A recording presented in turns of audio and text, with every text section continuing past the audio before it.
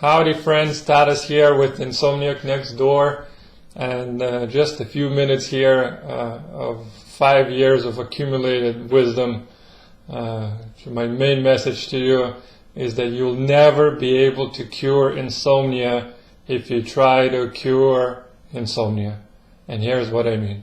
Insomnia itself is a symptom. It's a symptom of a disease, it's a symptom of being ill. It's an outer manifestation, if you will, of things that are not well inside. And mainly, that this has to do with your organs. So I've spent, and I'm sure, I know many of you spend years and hundreds of thousands, maybe of dollars in supplements, just trying to deal with insomnia. We're looking for supplements that will help with insomnia. We're looking for foods that help with insomnia. But insomnia itself, is not something you can really work on. It's not something that manifests spontaneously out of nowhere. It's our health, our inner organs that basically help insomnia manifest, right? It's a symptom of disbalance, and disbalance means there's something, an organ or two are not functioning properly to keep the system balanced and well. Our bodies are incredibly intelligent and balancing themselves out. They just need some help. I can't tell you how many times I've made things worse with supplements, because I've always, pushing my body out of balance. Every time, instead of waiting, doing the right thing and waiting and just, doing the wellness overall, leading a wellness lifestyle, I'll try to hack to something, because these are days it's very popular to hack something, right? So I've been taking all these supplements that I'm sharing with you, and in hopes that, this is going to cure me, but none of it. Magnesium won't help you. Melatonin won't help you. Amino acids won't help you. You might be able to get some sleep. Some night you'll sleep better. The other night you won't. Your insomnia will come back if you don't take care of the underlying problem inside. And this is my main advice, that look for a problem inside your body. With insomnia, there are other things and symptoms you're experiencing. I guarantee you, there's other things involved that you have to pay attention to. Especially now I'm very focused on my liver and on my digestion. I just know once I start addressing these things, I could feel the difference in my health. And I'm not doing anything for insomnia itself, which is very strange, right? But it's unfortunate. Too many people are chasing wild ducks out there without really looking inside and seeing what's really wrong with your body. So, pay attention to your liver.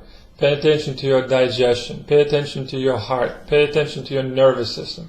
All these things play a big role in how you sleep and how well you rest at night, and so on. So number one, I would say organ, and I'll do a few more videos on this because it's so important, is your liver. Your liver does over hundreds and hundreds of different functions in your body.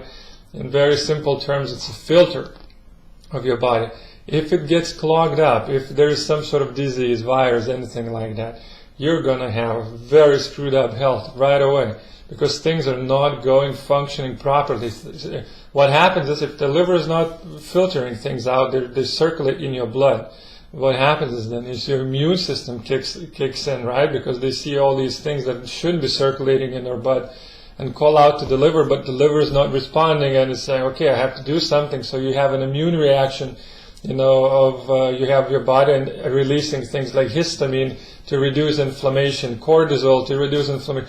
All these things keep circulating in your body, and they're going to cause fatigue, they're going to cause adrenal issues, they're going to cause issues with your kidneys, with your digestion. And when you have that thing going on, this is when insomnia manifests.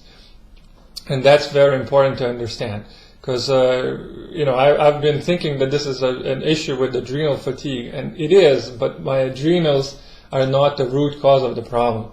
It's either the digestion or the liver, because if you look at the chain of events of how food is processed in our body, right? We digest it. It gets, it goes into your stomach. It gets digested. sent into your small intestine. Liver kicks in, gallbladder kicks in. They're trying to break apart the food, divide the nutrients, extract the nutrients, and so on and so on. So if your digestion is not working properly, things are going to be backing up into your liver, into your gallbladder.